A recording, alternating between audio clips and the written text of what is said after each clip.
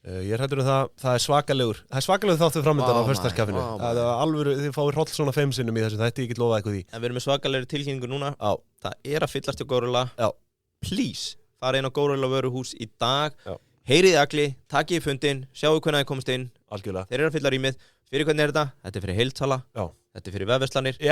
Ekki bara, einmitt, netverslanir. Þetta eru auðvitað heildsöluna líka. Já, og hugsaðum, allir sem að standa í því að vera með eigin lager, eigin vörutalningu, komið sér til Górilla, eigin vörudreifing í búðir, heildsöldreifing, hún vesen. Já. Ætlar að eiga sendibílinn sjálfur? Nei, notaðu bara Górilla. Já, bara selja ofan að þér allt. Já. Nota Górilla. Sérstaklega fyrir heildsölur á bilinu 0 upp í miljard. Já. Ég veit heildsölur sem byrjaðan í 0, þeir eru 550 á þess ári. Þeir eru bara að stækka með Górilla. Já. Stækka með Górilla. Já. Njótið. Górilla vöruhús.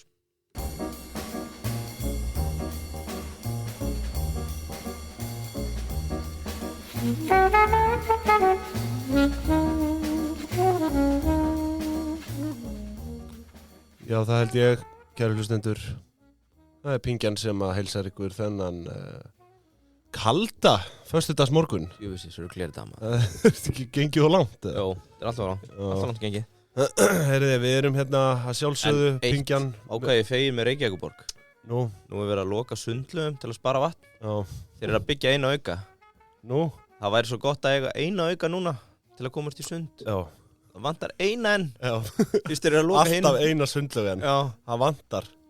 Ég er ekki hægt að koma fyrir hérna í Hlíðasmára. Já, það er Kópavogur. Já. Heyriði, Pingjan með ykkur hérna, sjálfsögðu. Gott að heyra lagið, maður. Lavazza, brauð og kó. Ég er bust. Hér eru við frusandi, Lavazza við allaveggi. Já. Með brauð í blóðinu. Já, brauð í blóðinu. Lavazza í taugakerfinu. Já. Ég er nefnilega þú ert tiltölulega nýmættur. Ég tók slag við 1 rautt naut í morgun og kerði svo í mig 4 Lavazza. Þetta er bara, ég yða. Já. Ég yða. Ég sé það á þér. Það er líka... Það er víraður, sko. Já, það er þrusu þáttur að koma. Já, ég er sammála því. Lavazza, besta kaffið í bænum, sagði einhver. Brauð og kó, sömuleiðis. Hvetjum ykkur til að kíkja við í lúunni á mótnana. Á Laugavegi. Geðveikt dæmi. Ég er að fara út fund eftir hádegi í dag. Ég ætla að koma með kaffi úr lúunni tilbaka. Já. Skvetta því. Það? Já. Ok. Það er einhver lumbra í þér. Þú veist samt að ég er þjálfaður í sjálfsvörn, sko. Já. Það getur orðið vesen fyrir þig. Krav Maga. Eftir...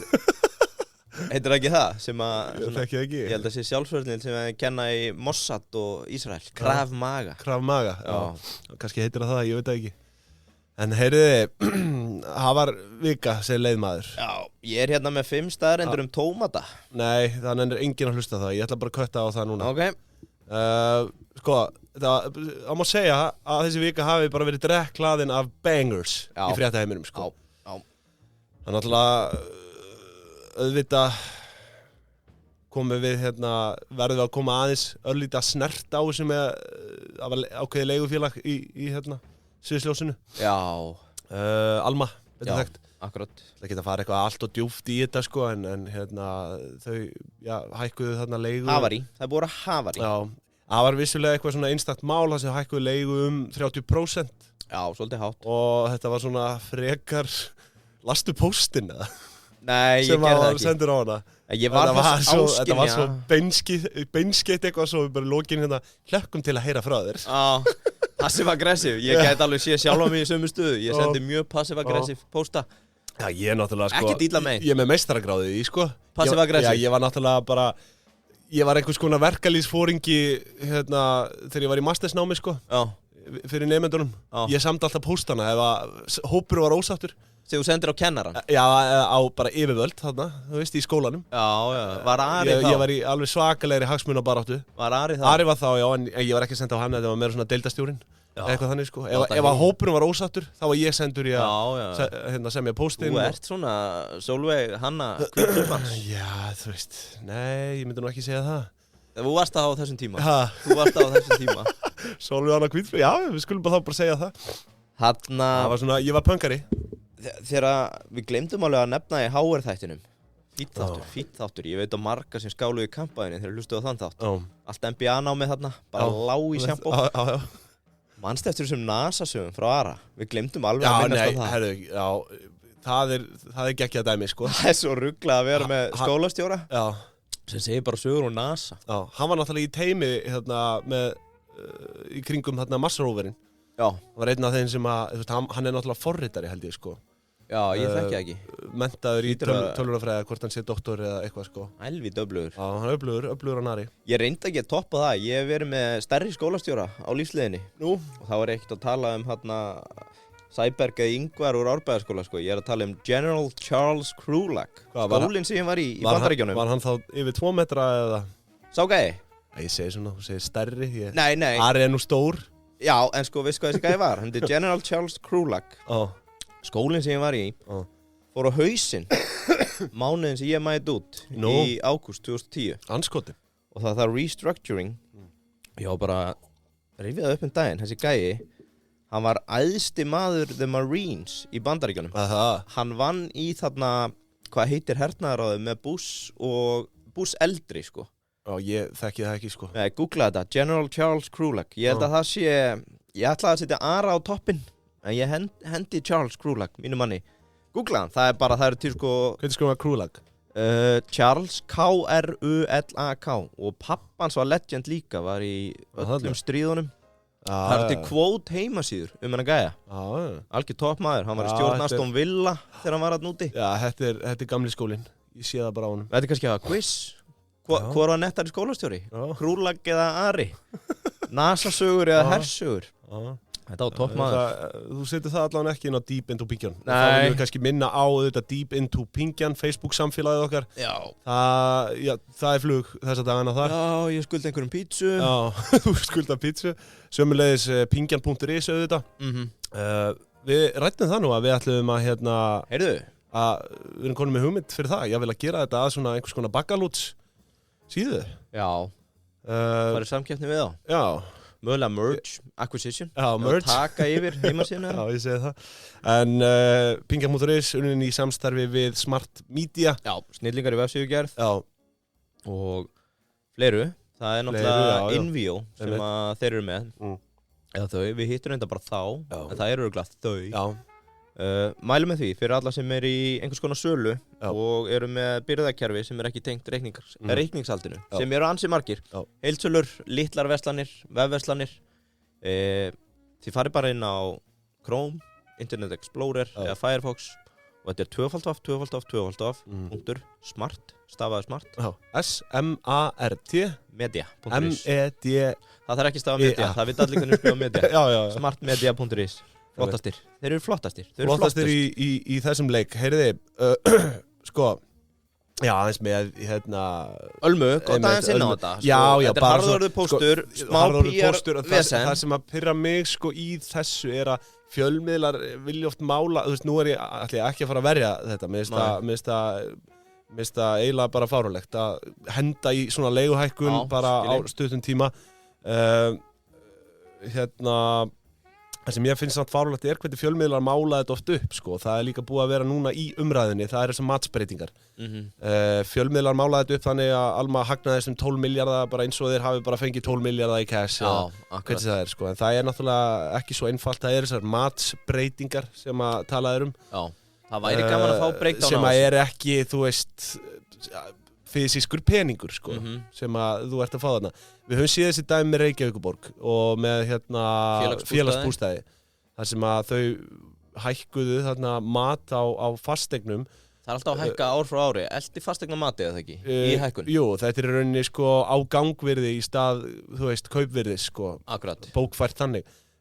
Það er debatt þetta vegna þess að, þú veist, eins og félagsbústaðir eru ekki með svona þetta kallast ekki fjárfestingar fasteignir, skilur. Akkurat. Það virðist vera Svo nú eiginlega bara sett í efa hvort þetta sé löglegt í þeirra tilviki eins og þú ert að koma inn á. Í þeirra tilviki, það er talað um að þetta kannski fylgir ekki þessum alþjóðlegu bókhaldsstöðlum í þessu. Já, akkurat. En það vissulega með Ölmu og þú veist fasteignafélög og leigufélög þá er þetta, tíðkast þetta að gera svona matsbreytingar og allt gott að blessa, vissulega fer það inn í rekstrarreikning og kemur út sem hagnaður en þetta telur ekki til dæmis inn í sjóðstreymi, þetta telur ekki veltufé frá rekstri. Þetta gleymist í sjóðstreymi, þetta er gleymistreymi. Nei, já, það var langt sen ég heyrt þetta frá þér. Gleymi streymið. Ég var bara búinn að gleyma hvað þetta heitir. Ég hef ekki skoðað þetta í svona 40 þætti. Já, einmitt. Nei, þetta svo kallað paper gains, það ekki? Jú, á blaði, myndi ég segja. En já, en ég held að svona flesti geti verið sammála að þetta náttúrulega óboðlegt að vera að hækka leigu svona 30% bara, eins og ég segja, á svona skömmu, eða svona, þú veist, í svona, það sem í einum rykk, fattaru? Já, kannski. Þannig að kannski segir þú, ég veit alveg út ósammála. Nei, þú veist, ég ekki ósammála, en það eru líka aðra hlíðar sem áður ekkert komið fram. Já, staðsetningin, mögulega ég veit ekki, nei, ég ætla ekki að en þú veist, þeir eru skulduðir og þeir þurfa að standa undir þessum skuldum, en svo þetta náttúrulega skuld við þá sjálfa, við Maltnest félag. Já, móðufélags skuldin. Þannig að, þú veist, en það þarf að standa undir þeim líka, þannig að, En hjá félagsbústöðum, hvað er skuldin þar? Er það Reykjavíkurborg? Það er Reykjavíkurborg. Félagsbústaðir eru í eigu Reykjavíkur. Og það er náttúrulega stór partur af því af hverju Reykjavíkurborg náða að færa rekstrarreikningi sinn á sínum tíma, sko. Já, það eru paper gains. Það er erfitt að færa hann í dag. Þetta er áhugavert topic, sko, sem að, samt, þú veist, við kannski ætlum ekki að fara að drekka ykkur í þessu. Getum við ekki tekið smá real estate breakdown bara? Hæ? Tökum smá real estate breakdown. Við verðum að gera það, við eigum það inni. Já, við erum með jólaþátt næst, svakalegu jólaþáttur. Svo erum við þátt sem fer sennilegast ekkert á flug. Ég bara býst ekkert við að hann fara á flug. Já, svona áramótaþáttur. Já. Hann verður unninn í samstarfi. Nei, það er næsti ársreikningaþáttur. Já, meina það. Hann fer ekkert á flug. Nú, af hverju? Bara ég held hann fari ekki á flug. Og hvað með að fara bara í fasteignir eftir það? Fólk hefur áhuga á fasteignir. Já, þú veist. Real estate breakdown. Já, bara ekki spurning. Já. Herðu, svo var auðvitað já, þú ert náttúrulega með eitthvað prógram í dag, eða ekki?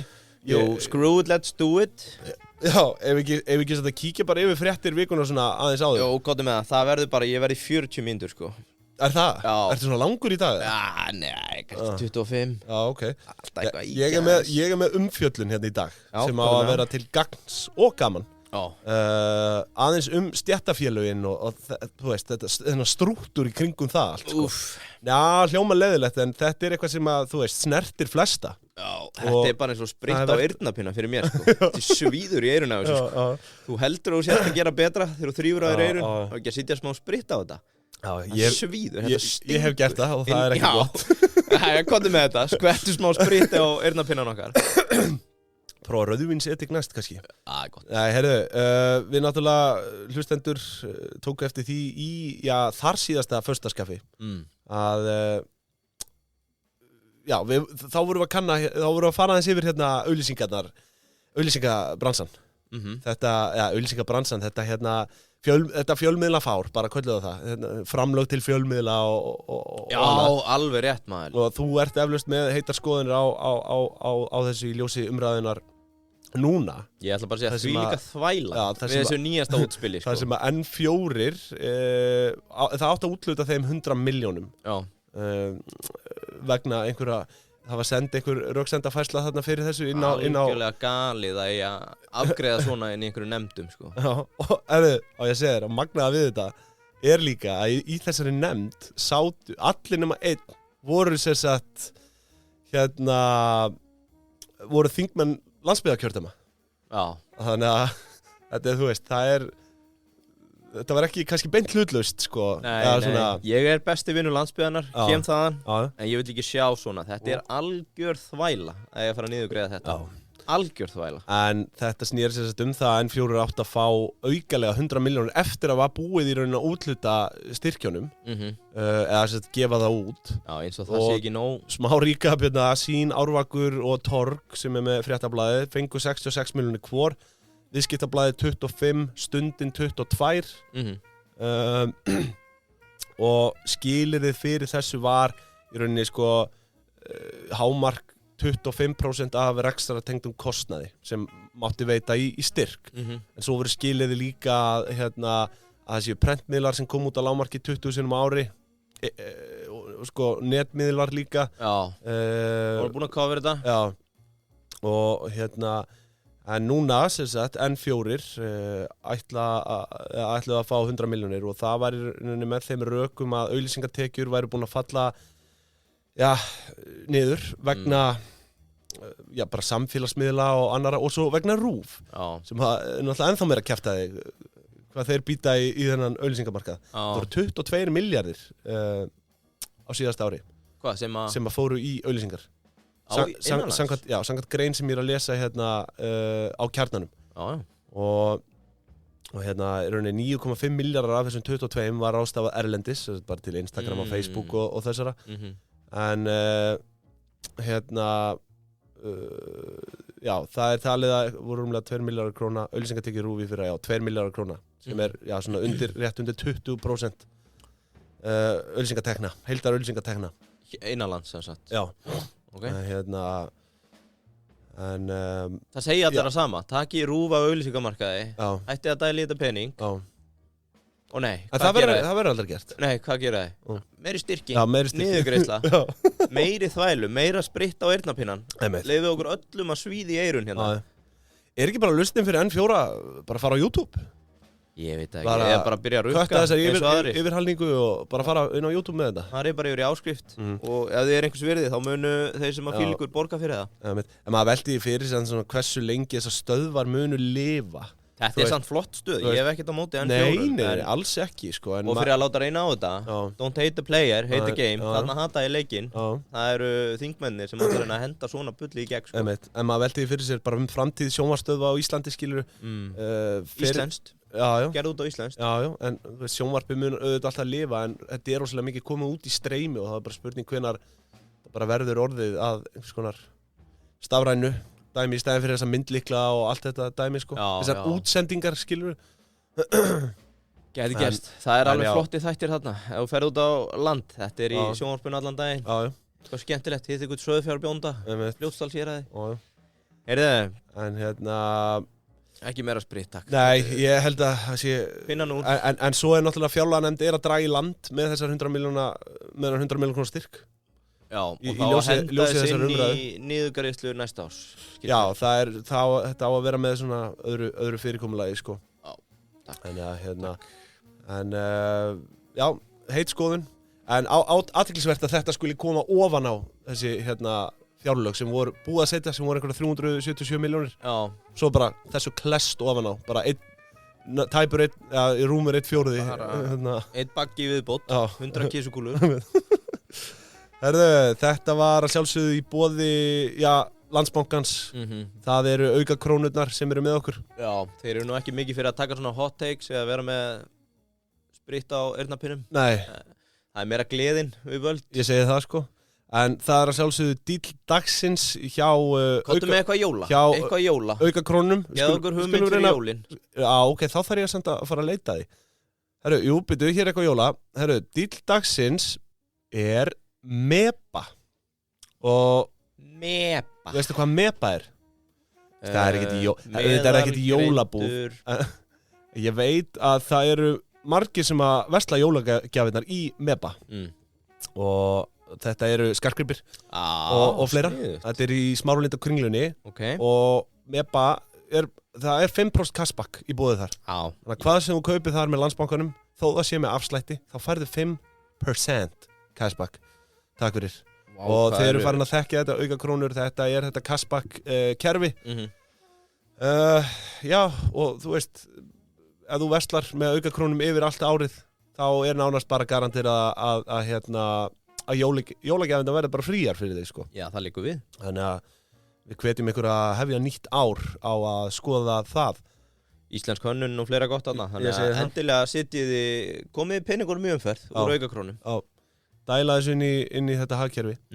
Herði, svo er það auðvitað stéttarfélagin. Það er spurning hvort að þú viljir koma með eitthvað svona stuttan móla inn á milli.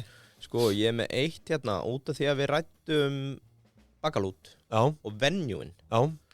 Og þú varst með Herðu, einmitt. Já.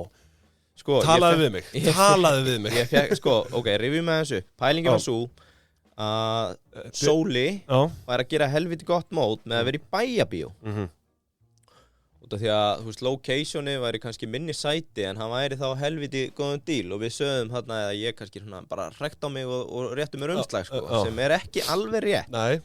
Fyrir það fyrsta, skilst mér að Háskólabíó sé nálægt 900 í sæti. Já. kannski 950.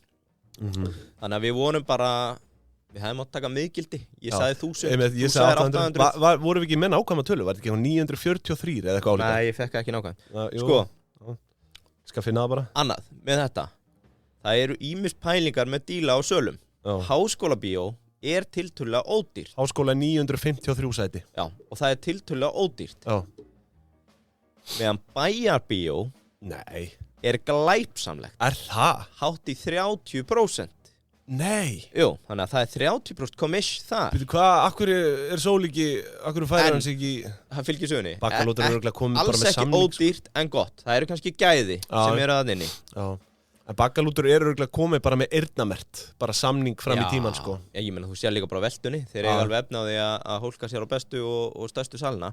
En því fylgir sögunni hérna og ég ætla ekki að nefna heimildamannin. Þetta er bara research úr ýmsum áttum. Þetta er bara juice. Háskólabíó var síðast þegar viðkomandi vissi bara salalega og hún lækkar töluvert eftir því sem leiði fleiri daga. Taka 1 dag, 1 milljón dag. 20 daga, 500, skilurðu. Já, einmitt. Economies of scale. Þetta er, já. Svo er hérna talað sviðið á Selfossi með sama dæmi á Bæjarbíó. Tjarnarbíó, 25-30%. Ok. Mörg húsana eru með díla við Tix. Já. Og talaði að þar er kannski 4-4,5% inn í samningunum. Einmitt. Þannig að þú ert að taka út þar. 30% komiss, en inn í því er líka Tix-dótið. Já. Svo kemur hérna stærsta sprengjan. Þjóðleikhúsið er ömurlegt. Nú? 70-30 splitt eftir Tix. Og þar er því haldið fram að Tix sé á 7%. Sem er talað sem þú nefndist. Það var skúpið sem ég fekk, sko. Já, þú slærið upp dæminu. Selur, 100. Lætur Tix taka fyrstu 7% inn. Svo kemur 70-30 splittið. Fyrir hvern 100 áskall stendur eftir 63.000. Já. Þetta er bara 37%, þetta er bara eins og skatturinn. Já. Bara skattur og samlagsfélagi. En á móti er sagt að Þjóðleikhúsið er náttúrulega með mjög góðan sal og allt það. Já. En það er svona eins og kjörið þar séu ekki hagfelld fyrir artista. Já, það hljómar þannig, sko. En þú veist, rannsóknarspurningin var... Hvað er besti dýllinn? Hvað er það þá? Er það ekki rannsóknarspurningin? Sennilegast, ef þú ræður við Háskólabíó með þetta, þá er Bakkalútur örugglega á besta staðnum. Svo bara veit ég ekki, hvað fleira kemur til greina? Nei. Hver er rannsóknarspurningin, segirðu? Þetta með að Sóli Hólm væri bara að raka upp aurinn að vera í Bæjarbíó. Svo er ekki, þetta er ekki ódýrlega með marga aðra. Athyglisvert. Og nú fáum við örugglega einhverja brjála á eftir okkur, sko. Hérna. En, já, takk hérlega fyrir þetta. Þetta var áhugavert. Þetta er svona smá research eftir þáttin. Því að við höfum ekki hugmyndin með þetta á meðan þætti stóð. Að það væri svona mikið á reiki. Við fáum oft skúpið eftir á, sko. Þá er þetta náttúrulega fullkomin plattform til að leiðrétta það, sko. Akkurat. Þannig að þið heyrið það fólk að það er gott að hlusta báða þætti úr framleiðslu Pingjunar. Heyrðu, ef við að fara í Screw It, Let's Do It? Á ég að taka stéttarfélögin aðeins fyrst? Já, taktu það. Bara svona, þú veist, aðeins að dreipa á þessu. Það er náttúrulega bara vinnuvikan í rauninni hófst þarna í Karpúlsinu, þar sem að nokkuð stéttarfélög skrifuð undir nýja kjarasamninga við samtök atvinnulífsins. Já, Villi Birgis fyrstur, SGS. Já, þetta voru sem sagt, sko, þetta voru VAFR, svo var það Landssamband Íslenskra Verslunamanna og svo Samflot iðnaðar og tæknifólks. Já, rafiðnaðarmenn og eitthvað. Já, Villi kláraði sest í síðustu viku, fyrir helgi. Já, geta ekki verið. En hann var samt eitthvað þú veist... Starfsgreinasambandið. Já, hann var eitthvað í þessu, sko. Já, ok. Sem sagt í þessum kjarasamningum líka. Ég sá hann allavega þarna og hann var náttúrulega komið í kastljósi að ræða þetta. Já. Og ég hef alltaf veltið fyrir mér, sko, af hverju, veist, er hann þarna þegar þetta, hann tengist þessu kannski ekkert og eitthvað svona, sko. Ég veit að margir tengi við það sem ég er að segja. Sko, það er heldur til mynda þessu. Starfsgreinasamband er svona móður. Ég ætla að fara yfir þetta núna aðeins. Hann er með nokkra geirur. Sem að aðrir er að drjúpa mjólk af. Eða horfir á hann sem svona mjólkur móðir verkalýðs. Við skulum kíkja aðeins á það. Sér þetta fyrir þér eða? Nei, kannski bara svona eins og einhver gilda. Ok, við fáum kannski einhvern til að teikna þetta upp. Herðu, sko, aðeins yfir samningin. Hann næri yfir kjör sem sagt 60.000 manns. Og nefnist brú að bættum lífskjörum. Hann gildi til 31. janúar 2024, þannig að þetta er svona svokallaður skammtíma samningur og hann felur í sér meðal annars 6,75% almenna launahækkun Hún afturvirk frá 1. nóvember. Svo það einnig 103.000 króna desember uppbót og 56.000 króna orlofs uppbót og svo eitthvað sem nefnt. Nú, þessi stéttarfélög og hlutskipti þeirra í þessu stóra valdatabli svona sá angi fjármála landslagsins sem að ég hef aldrei skilið nógu vel. Nei. Og bara eiginlega ekki nefnt að skilja. Nei. Þetta bara eitthvað endalaust helvítis valdatafl þarna innbyrðis og ég fæ rosalega fljótt leið á þessari umfjöllun í kringum þetta. Þau eru aðeins búin að fæla frá. Já, menn eins og ég, þú veist, þeir bara greiða í stéttarfélag og brosa. Eða ekki. Ég minna, það náttúrulega ekki lögbundin skylda að vera í stéttarfélagi, sko. Nei, ég stend utan, aldrei greið. Já, sama hér, eins og staðan núna, en svona eftir þessa yfirferð þá fór maður svona hugsa sinn gang, hætti maður kannski að búa bara til sér degið. Já, það væri þá frekar heldur en að taka þátt í hinni. Já, við höfum ekki rætt þetta áður, stéttarfélag hlaðvarp bara. Já. En þetta, sko, með stéttarfélög og þessi bandalög og aðeldafélög og hvað þetta allt heitir. Það var svona það sem ég langaði helst að fá hreint, skipuritið á þessu. Já. Og þá kemur í ljós að það eru svona 4 stórir playerar þarna á toppnum sem eru þessi bandalög. Og oft köllu regnhlífarsamtök, en heita sko að tala fjöldarhreyfing launafólks eða heildarsamtök launafólks. Þetta bara svona gilda. Já, þetta eru gildirnar, sko. Já, fleiri á þessu spina. Og það eru sem sagt Alþýðusamband Íslands, ASÍ, sem við heyrum líklegast oftast í fjölmiðlum. Já. Svo það Bandalag starfsmanna ríkis og bæja sem BSRB. Svo það Kennarasamband Íslands, KÍ, og Bandalag háskólamanna, BHM.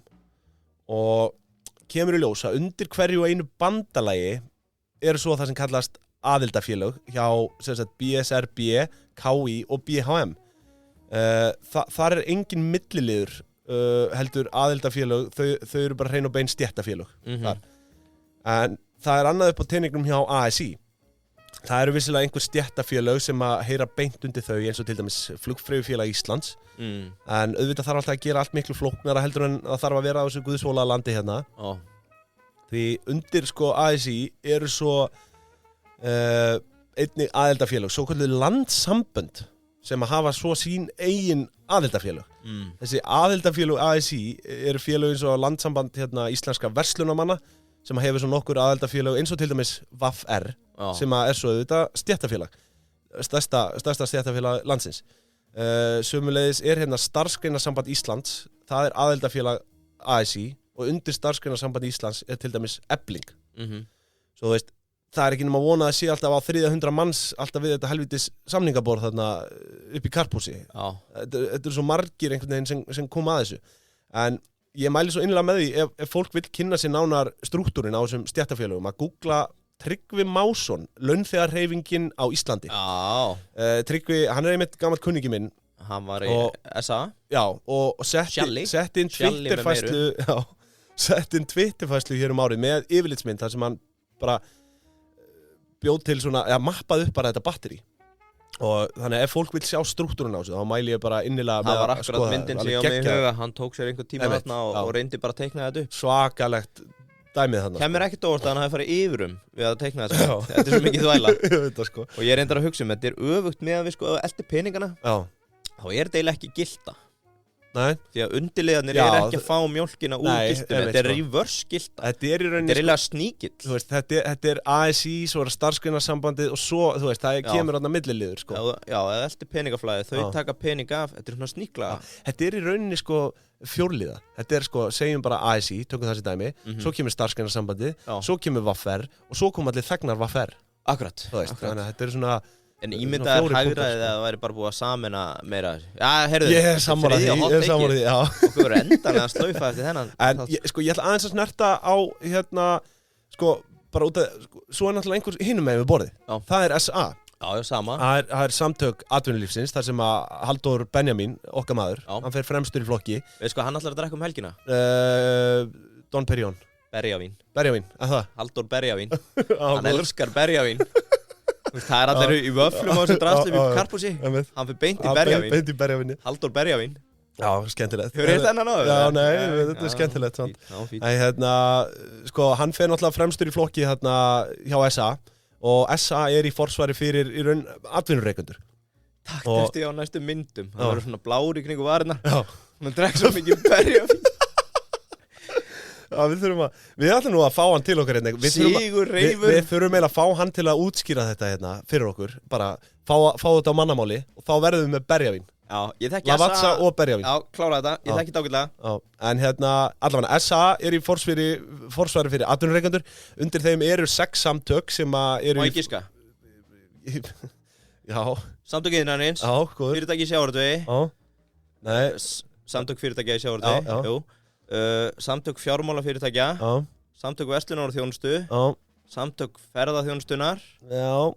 Svo þarna, og hvað heitir hann, Pétur Blöndal, samtök álframleiðanda. Já. Þá ég komið með hvað, 6? Já, þetta eru, byrju varð ál, hérna, maður sjá. Svo minn maður, bestu samtök Íslandi, Félag íslenskra fiskmjölsframleiðanda, á að vera að einhvers staðar. FÍF. Sko, en það fleira þarna í húsinu. Já, þetta samtök orku og veitu fyrirtækja. Glemdi þeim. Samtök verslunar og þjónustu, samtök fyrirtækja í sjávarútvegi, samtök fjármálafyrirtækja, samtök ferðaþjónustunnar, samtök iðnaðarins. Það eru 6 félag þarna. Þau heita ekki samtök orku eitthvað í dag, þau heita annað. Það stendur allan inn á SA. Þau eru að leita framkvæmdastjórunum. Samorka, það heiti það. Já. Samorka. Þannig að þessi 6 félag eru sko í forsvari fyrir yfir 2000 fyrirtæki. Og þessi 2000 fyrirtæki, þú veist, það talað að þetta snerti yfir 70% launþega á atvinnumarkaði, sko. Akkurat. Og eins og þú segir, SFS til dæmis er eitt þeirra. Þannig til að draga þetta bara svona endanlega saman, þá eru þessar samningsviðræður í grunninn sem eru búin að vera í gangi, þá er þetta í grunninn bara barátt á milli atvinnurekenda, sem er sem sagt SA, og launþega, sem ASÍ og CO. Og þetta eru sjaldnast einhverjar sjokkerandi niðurstöður, bara hækkun einhvern veginn í takt við verðlag og svo bara næsta mál, sko. Bónusar og eitthvað fleira. Já, en svo aðeins bara svona til að loka þess, ég vildi snerta á því að fólk, sko, stéttarfélög. Það náttúrulega flestir í stéttarfélagi og fyrir þau sem ekki vita bara hvaðan þessi peningar að koma og hvert eru þeir að fara. Já. Og getur við ekki tekið ársreikningi á Eflingu eða eitthvað? Hvað segirðu? Getur við ekki tekið ársreikning? Þau eru öll með ársreikninga. Jú, það er hægt að skoða það, já. En það er sem sagt bara, þú veist, þetta eru gjöld sem að þú og vinnuveitandinn greiði til stéttarfélags. Ég held að það sé mismundi eftir stéttarfélögum hversu hátt hlutfall greitt en þetta svona flest mjög svipað milli stéttarfélaga. Tökum bara VFR sem dæmi, þar þarf þetta að greiða 0,7% af mánaðarlaunum til að öðlast full félagsréttindi. Þú sjálfur sem launþegi. Svo, já, þú veist, bara, þannig að ef þú ert með 100 skall í laun, þá greiður 700 kall og svo framvegis.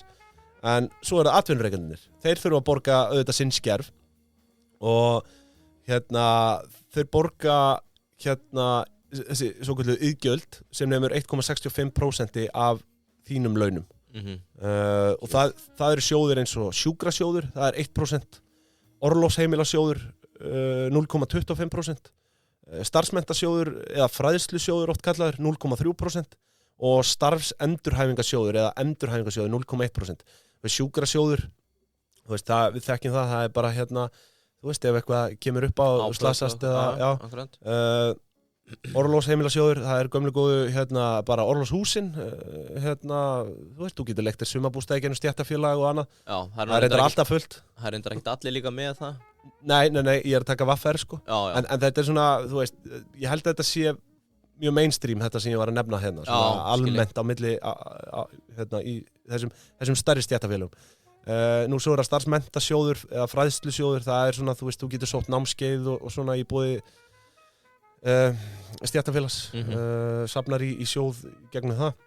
Svo er það starfsendurhæfingasjóður og það er þetta virk sem að er, svona, ég heyr ekkert allt og mikið það, en þetta er svona, til dæmis ef fólk lendir í kulnunni, brennur út eða hvernig sem það er. Já, bara fer að vinnumarkaði. Já, fer að vinnumarkaði og það er eitthvað sem að stéttarfélagið greiðir af líka. Ég veit þau, það er mjög vel látið af þeim. Ég fór ekki til þeirra, eftir hitt ég, hvað heitir þetta, ráðgjafa hjá Virk. Það er frá starfinu, virka flott. Já, þannig að þetta er svona... Mín persónulega ráðgjöf væri félag lykilmanna, ég er ekki í því, en af öllu sem ég hef séð, þá er það launabætur vegna veikinda og slysa og óháð stéttarfélag.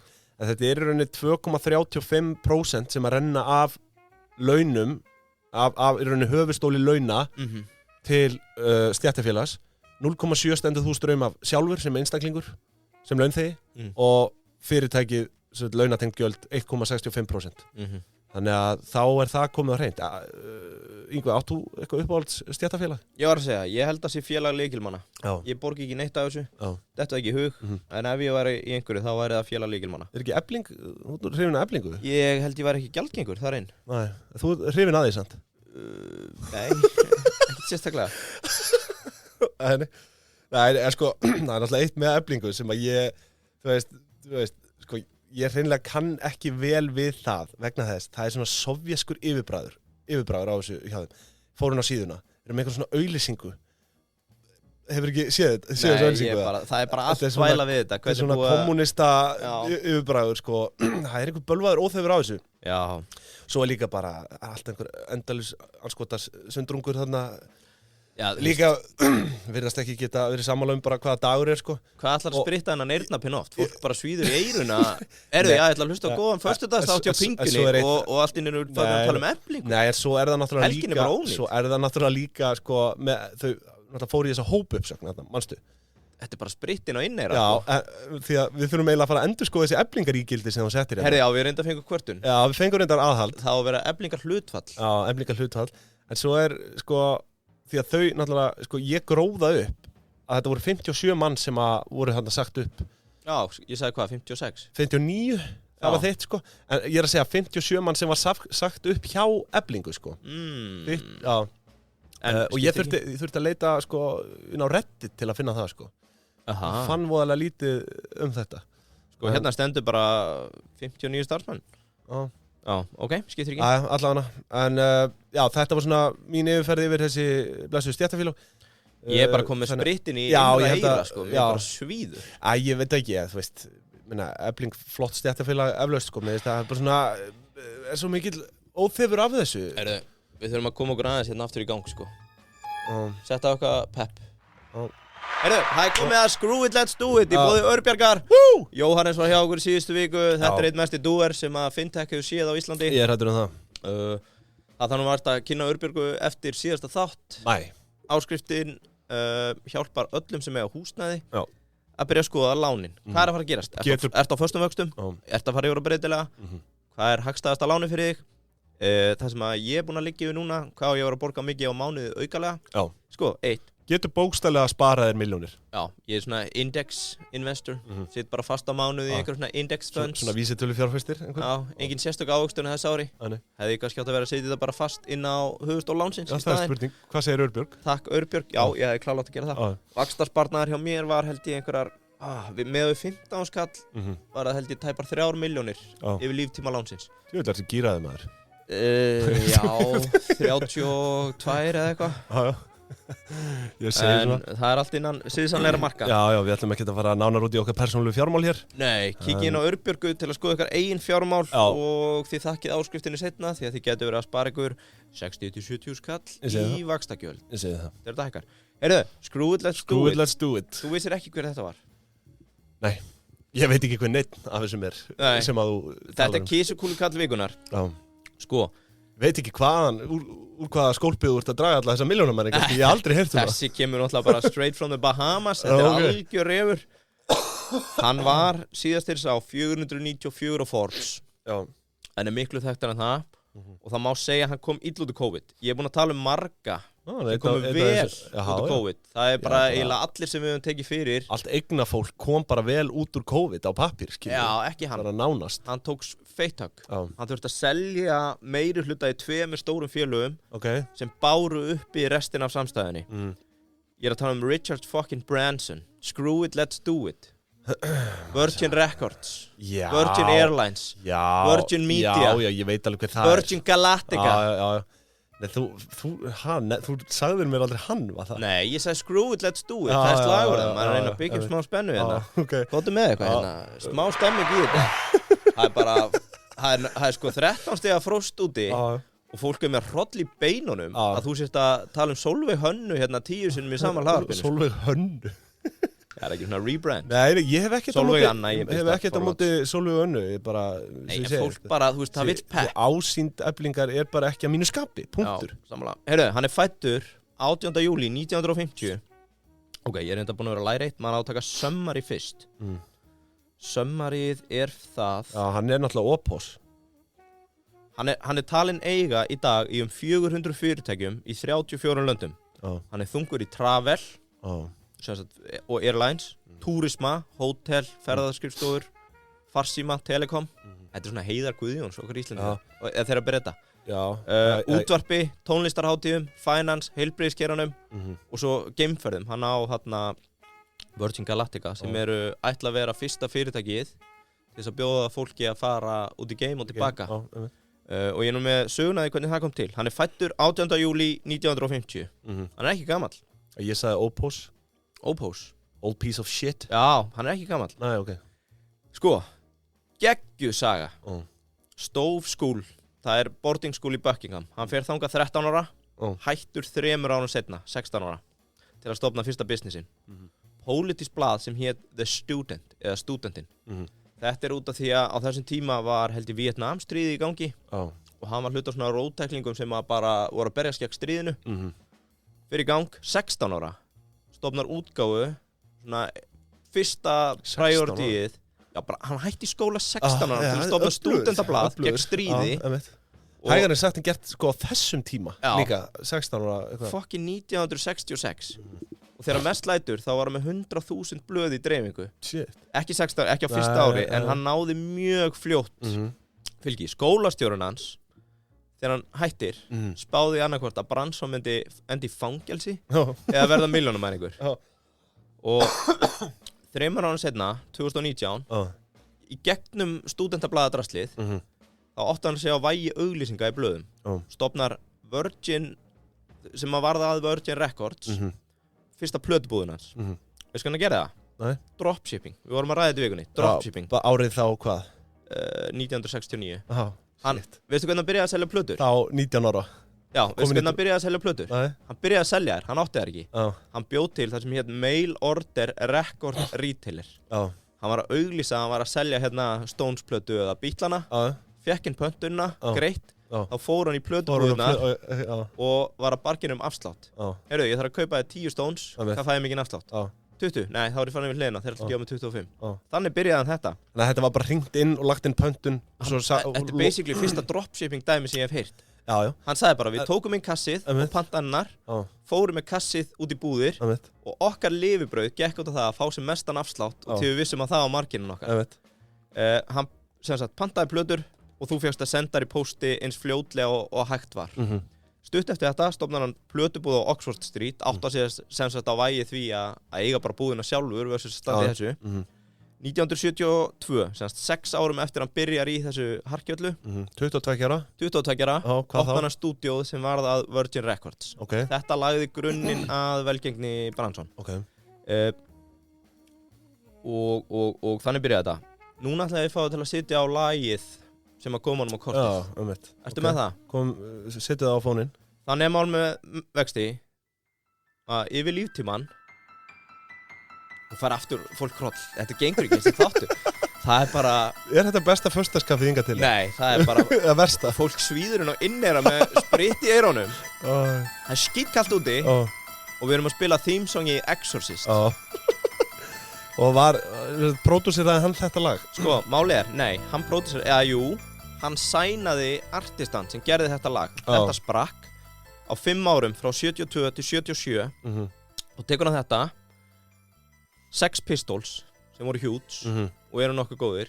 God Save the Queen, No More, Culture Club, nokkra fleiri. Það voru aðeins einhverju fleiri, ég þekki ekki í tónlist. Hann selur þetta fyrirtæki á 560 milljón punta árið 1992, 20 árum. Hvað það að verðlaði dagsins í dag? Ég hef ekki hugmynd. Það allavega 9 miljard. Sko, spólum aðeins tilbaka. Í millitíðinni, þá var hann búinn að stofna flugfélag sem var þungur rekstur. Hann sagði að stofnaði flugfélag því hann átti flug til Virgin Islands sem var cancelað. Hann, verandi hvatvísi baunaheilin sem hann hann ekki baunaheili en hvatvís hann kannski hvatvís hann á flug til Virgin Islands með 100 öðrum manns og British Airlines var eiginlega bara með monopoli á þessum tíma cancela og þetta var vist drullu algengt Þannig að hann hugsar, what the fuck? Þetta alltaf að gerast. Hringir í Boeing degi seinna og spyr bara, eru þið með eitthvað flugvélar til sölu? Já, við meina eitthvað, Boeing 737 eða eitthvað.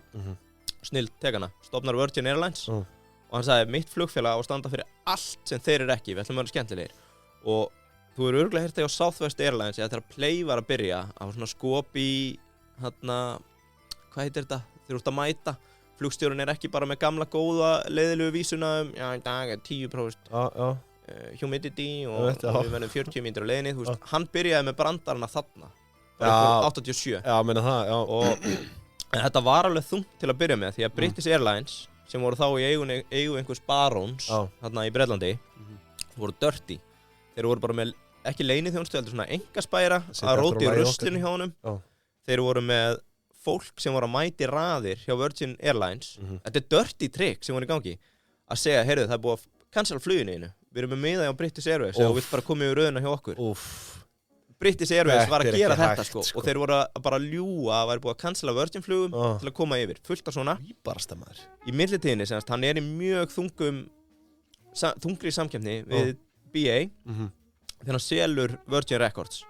560 miljón punda hjálp honum semst að komast í gegnum það og hann verður ofan. Þetta ennþá í gangi, þetta flugfélag. Og tekur yfir markaðinn.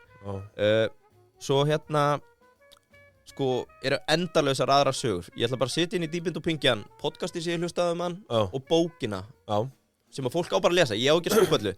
En má ég spyrja samt, þú veist, hvað af þessum sölufeng sem að fekk þarna fyrir Virgin Records fór í flugfélagið? Er það einhvers staðar þekkt? Sko, já, það er þekkt. En það fór í svo margt annað. Hann sagði, þetta stofnaði örugglega 40 önnur fyrirtækjum. Og ég að koma inn á nokkuð hérna. Hann var í Japan.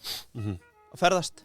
Vá, djúlur næs lestir hérna. Lestakerfi í Bretlandi sökkar. Hann bara. Feti Bretlands, sem hefur ríkisstjórnina, sem var þá með þarna, þetta allt í, hvað heitir þetta? Public. Já. Virgin Railroad, fekk að kaupa, var risastór þar.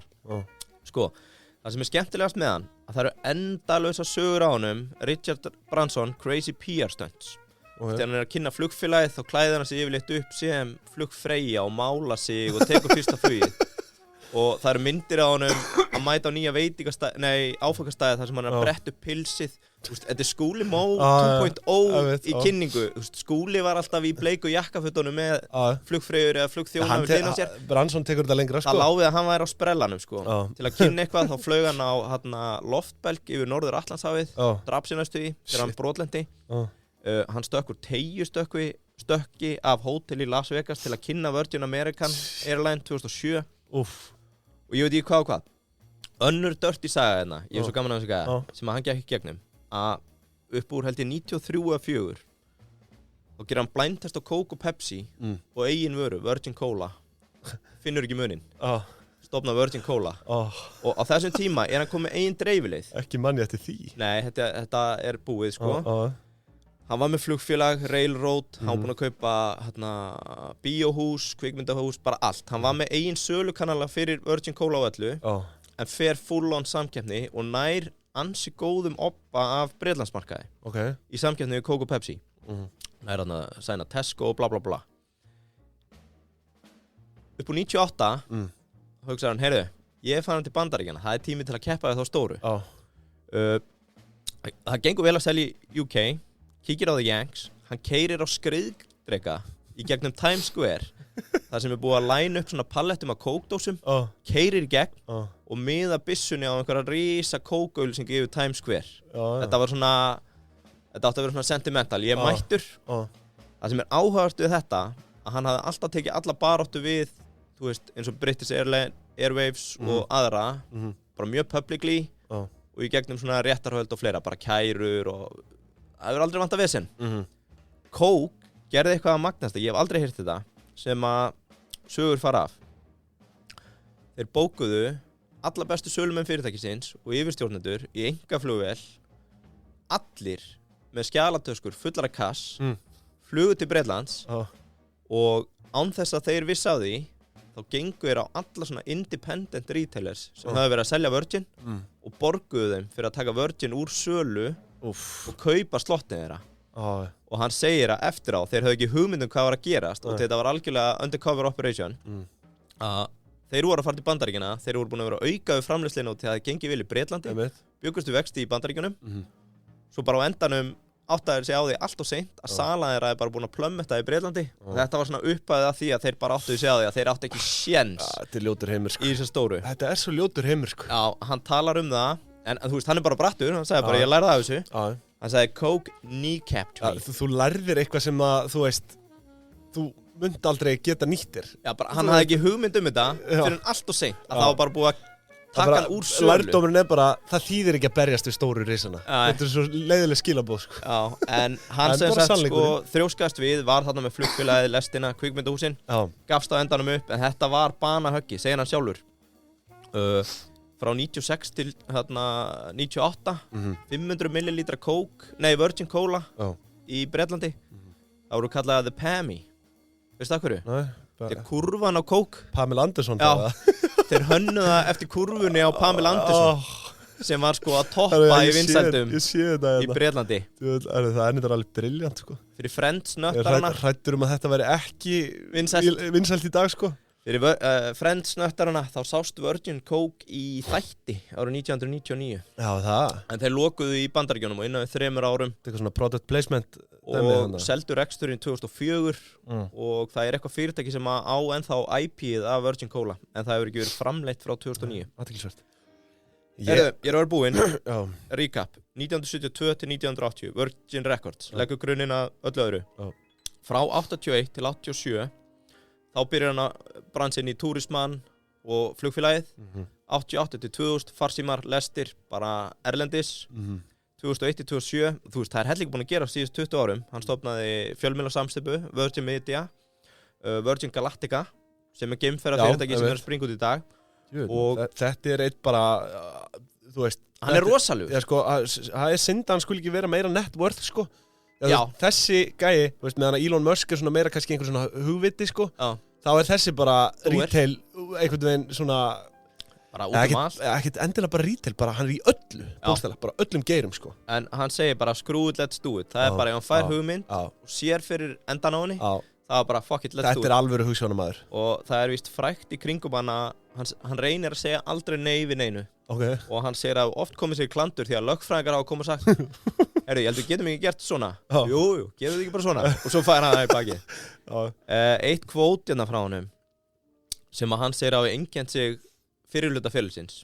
If somebody offers you an amazing opportunity, but you're not sure you can do it, say yes, then learn how to do it later. Þannig að þú veist, þótt þú getur ekki gert eitthvað sem verður að bjóða þér, segðu bara já og þú læri á leiðinni. Ekki láta tækifæri fram hjá þig fara. Það er ágætis motto, sko. Ég sit inn í Deep Into Pingjan hlaðvarpið sem ég hlustaði, sem eru viðtöl við hann. Hann er að segja þessar sögur sjálfur og fleiri. Og svo æfisaga hans. Screw it, let's do it. Já, ég held að það bara hattur minn fer á ofan hérna fyrir þessu manni. Það er bara fagnaðarlæti. Hann er nettur. Já, svakalegur. Ég held að líka bara sko það að stofna flugfélag. Ég held að það sé ekki til erfiðari verkefni að ráðast í, heldur en að bara fara að setja upp flugfélag, sko. Eflaust, jú, eitthvað, en þetta er bara svona, það er svo ógeðslega mikið af lógísku dæmi sem þarf að hugsa út í, tengt í, sko. Og svo er þetta svo dýrt og, já, og hann er bara hvað, rétt rúmlega 30 þegar hann stofnað það? Já, og þá var hann komin í helling á öðru, sko. Já, veit, sko. Segur. Hann tengist 400 félögum í dag, segirðu? Já, í 34 löndum, en í þessu viðtali, hann talar hann Ásgeir var með reglu að vera ekki með meira en 7, sko. Já, ekki fleiri en 7. Eitt sem alltaf kom inn á í COVID, hann sá bara allt fara í steik hjá sér. Hann tók sér 6, hann á eyjur þarna, Virgin, þetta er allt skráð á Virgin Islands. Tók 6 mánuði bara með nánasta samstarfsfólki, restructure allt, hann rak helling af fólki. Og seldi þarna í 2 félögum sem að basically fundaði það að þeir komist út úr COVID og hann sagðist bara vonast til þess að ráða þetta fólk aftur en hann þurfti að segja upp helvíti mörgum. Já. Það er svona, en hann gæti kannski reiknað, hann var einn af fáum örgulega á þessum lista, eða kannski ekki einn af fáum eða svona, þú veist. Jú, örgulega einn af fáum sem var ekki auðgast, sko. Nei, hann stóð í staðið að minnkaði. En það er Richard Branson. Herru, ég held við séum að vera bara belgklaðnir. Já, ég held það. Og við þökkum þá bara fyrir í dag. Já, það er kannski... Ekkert fleira frá mér. Nei, ég býð bara með opinberu mína á Ásgeirs Jónssonar. Já, herðu, þú ætlar að vera með það? Ég held ég býð bara með það. Já, við hefum það bara inni fyrir næsta þátt. Já. Herru, þá þökkum við bara kærlega fyrir okkur í dag, kæru hlustendur, og við verðum með ykkur aftur næsta þriðjudag þar sem við ætlum að taka fyrir Landspóstinn, svona fyrir jólin. Já. Kíkja á hvað fólk að senda og svona. Jólaþáttur og aldrei sem vant, sendið á okkur ef þið eru með eitthvað fyrir þátt. Já, ef þið eru með eitthvað skúp Landspóst. Fyrir þátt. Póstinn, fyrir þátt, takk. Svo bara gott að skóla eyru með vatni eftir þetta spritt. Látið sprittið í friði. Já, ekki fleira spritt. Já, fleira var það ekki, segjum það. Já, bæ. Já, bæ.